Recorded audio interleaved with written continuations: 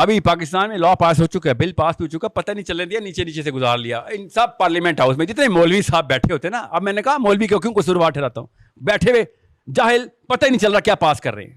امریکہ میں LGBT کا لا ہے, پتہ آپ کو, لڑکا لڑکی سے شادی کر سکتا ہے. کوئی روک کے دکھائے امریکہ میں. اب لوط کی قوم نے آفیشیل منہ باہر نکالا. امریکہ کے علاوہ کہاں کر سکتا ہے؟ انڈیا میں نہیں کر سکتا سر. انڈیا کا لا بڑا فٹ ہے. انہوں نے پتا کہا ہے کہ لڑکا لڑکی سے شادی کرے گا, سوائے اس کے کہ وہ لڑکے کے ساتھ کوئی مسئلہ ہے, جینڈر ڈسفوریا اس کو, تو ٹھیک ہے وہ کسی آدمی سے شادی کر لے, اور ہم چیک کریں گے ڈسفوریا آپ کا, میڈیکل ایگزامینیشن ہوگی. انڈیا نے میڈیکل ایگزامینیشن رکھیا. امریکہ کے بعد کس کا نام آتا ہے؟ پاکستان کا. پتہ ہی نہیں ہے کسی کو.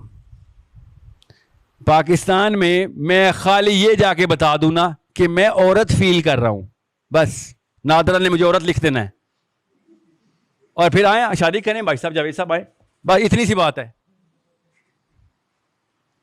یہ ہے.